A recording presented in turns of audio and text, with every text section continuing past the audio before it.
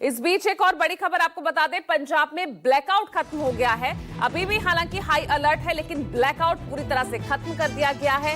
हालांकि देखिए, लोगों को घर से बाहर नहीं निकलने की हिदायत भी दी जा रही है।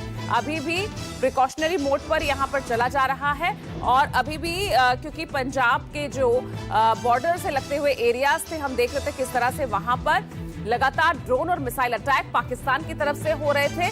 हालांकि अब क्योंकि सीज फायर का ऐलान हो चुका है और ऐसे में वहां पर जो ब्लैकआउट देखने को मिल रहा था वो पूरी तरह से अब खत्म कर दिया गया है। हालांकि हाई अलर्ट अभी भी वहां पर जारी है और लोगों को घर से बाहर नहीं निकलने की हिदायत अभी भी दी जा रही है।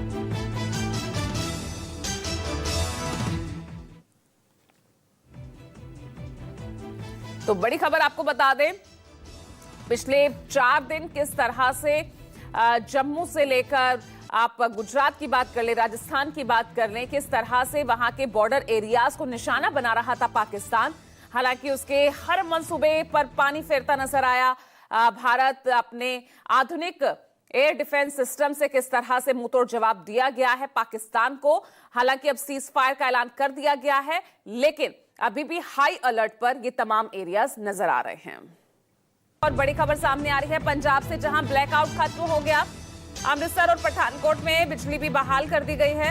अब सुबह 5:45 बजे करीब ये ब्लैकआउट हटाया गया है और पंजाब में हालांकि अभी भी हाई अलर्ट है। लोगों का घर से बाहर अभी फिलहाल उन्हें यही हिदायत दी जा रही है कि वो घरों से बाहर ना निकले। पठानकोट से आप देख रहे हैं अमित पांडे हमारे साथ जुड़े हुए हैं। अमित, हालांकि सीज फायर का ऐलान कर दिया गया है, लेकिन अभी भी पूरी अलर्टनेस वहां पर दिख रही है। ब्लैकआउट भी खत्म हो गया है। अमित,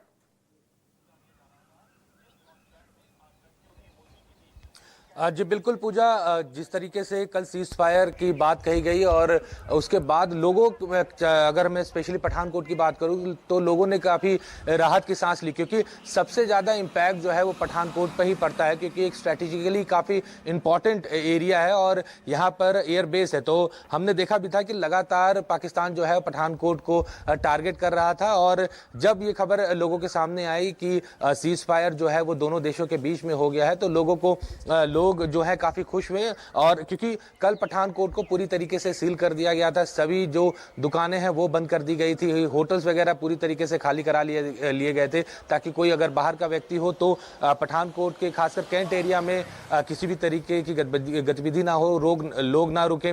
इसके अलावा अगर हम बात करें तो पठानकोट के अलावा जो भी सरहदी इलाके हैं, चाहे फिरोजपुर हो, गुरदासपुर हो, अमृतसर हो, इन सभी इलाकों में जो ब्लैकआउट है आज सुबह जो है वो हटा लिया गया है। लेकिन कल रात हमने देखा था कि 9 बजे के करीब इन सभी जो शहर हैं इन सभी जगहों पर सायरन की जो है आवाज सुनी गई। उसके बाद ब्लैकआउट किया गया और कई जगह पर ड्रोन भी देखे गए। हालांकि कोई धमाके की खबर इन किसी भी शहरों में नहीं आई है और खासकर पठानकोट में हमने खुद देखा था कि 9, साढ़े 9 बजे के आसपास जो है वो ड्रोन की एक्टिविटीज देखी गई। हो सकता है कि पाकिस्तान की तरफ से, क्योंकि हमें पता है कि पाकिस्तान जो है वो बोलता कुछ है करता कुछ है और पीठ में छुरा भूकना उसका जो है वो पुरानी आदत है। भले ही एक तरफ बात हो रही है सीज फायर की, लेकिन जिस तरह से हमने देखा कि जम्मू कश्मीर और श्रीनगर में पाकिस्तान की तरफ से जो कल सीज फायर का उल्लंघन हुआ, इसको लेकर पंजाब के जितने भी सरहदी एरियाज हैं वहां पर हाई अलर्ट रखा हुआ है।